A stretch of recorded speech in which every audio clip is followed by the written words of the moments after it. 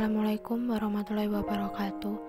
Perkenalkan, nama saya Raden Ajeng Ratna Kurnia Dewi, NPM 19120016 dari Program Studi Teknik Informatika.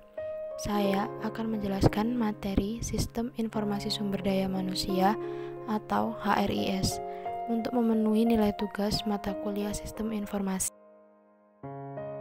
Apa itu HRIS? HRIS atau Human Resource Information System adalah sistem yang berusaha untuk menggabungkan aktivitas yang berhubungan dengan manajemen sumber daya manusia atau SDM dan teknologi informasi atau TI dalam satu database umum melalui penggunaan perencanaan sumber daya perusahaan atau ERP software.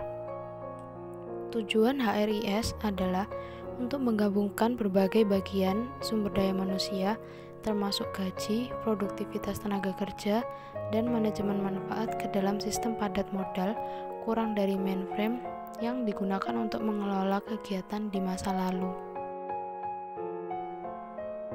Karakteristik informasi yang dipersiapkan dalam sistem informasi sumber daya manusia yaitu 1.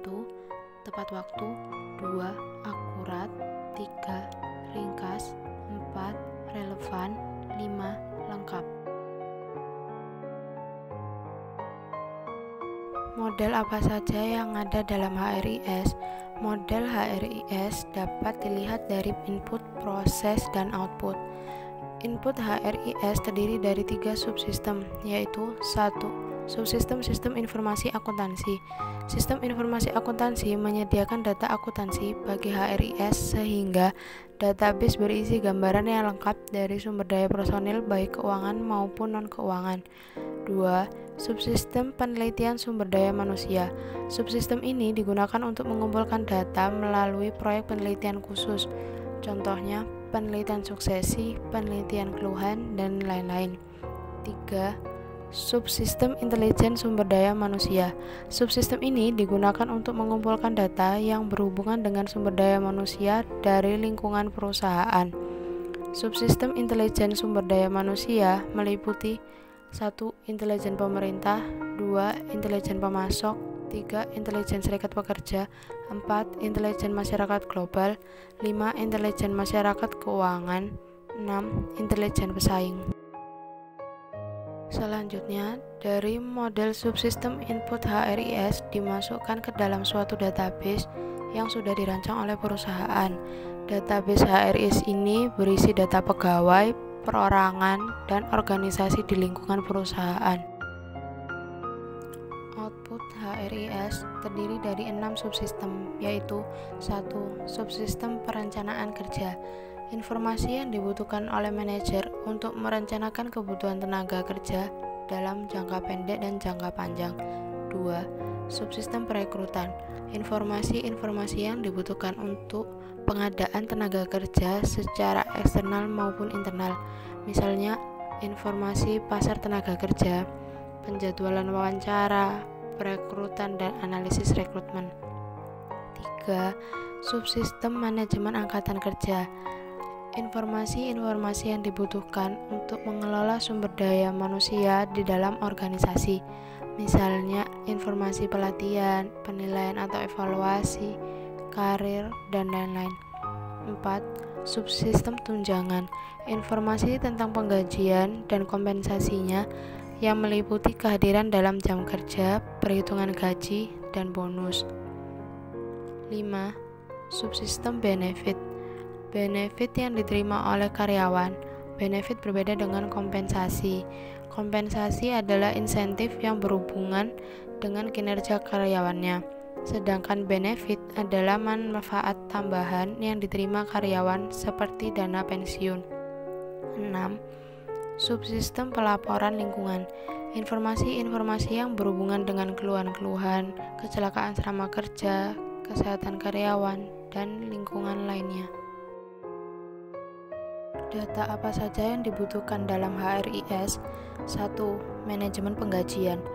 Pendistribusian gaji dalam suatu perusahaan bisa sangat kompleks karena setiap karyawan memiliki jumlah upah, tunjangan, dan pembayaran pajak yang berbeda.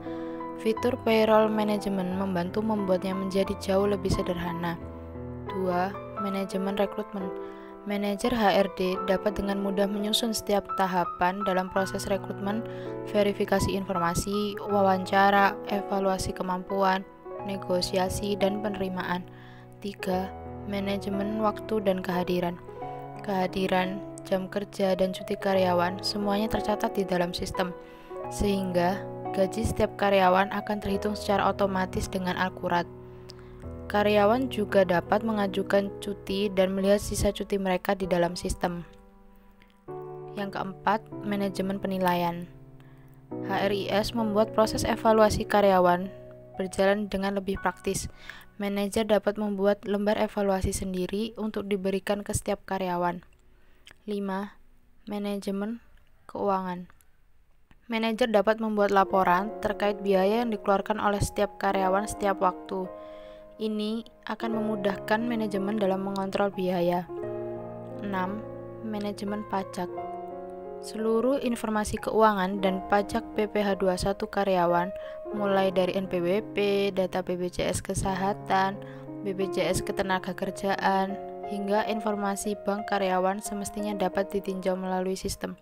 Yang terakhir, laporan analitik. Sistem HRM yang baik memungkinkan manajer HRD untuk membuat berbagai laporan terkait tenaga kerja seperti gaji, pengeluaran, pajak, kehadiran, pencapaian, dan lain-lain hanya dalam hitungan menit. Laporan juga dapat dibuat dalam beberapa format, contohnya diagram garis, diagram lingkaran, tabel, dan diagram batang.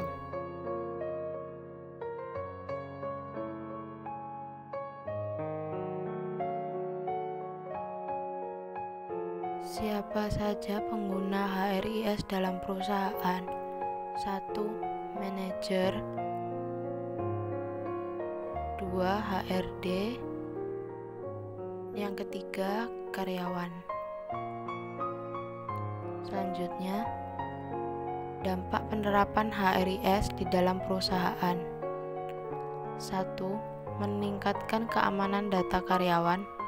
2. Memudahkan pendistribusian gaji. 3. Memonitor kinerja karyawan. 4. Menghemat biaya operasional HRD. 5. Menyederhanakan proses rekrutmen. 6. Membantu mengoptimalkan proses pengambilan keputusan.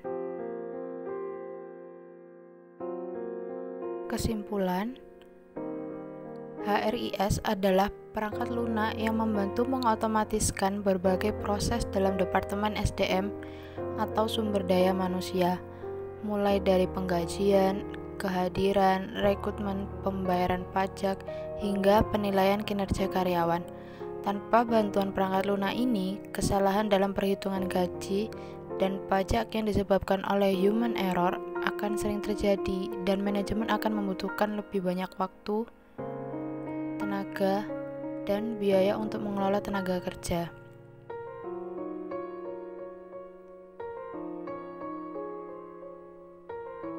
Sekian penjelasan dari saya mengenai materi sistem informasi sumber daya manusia.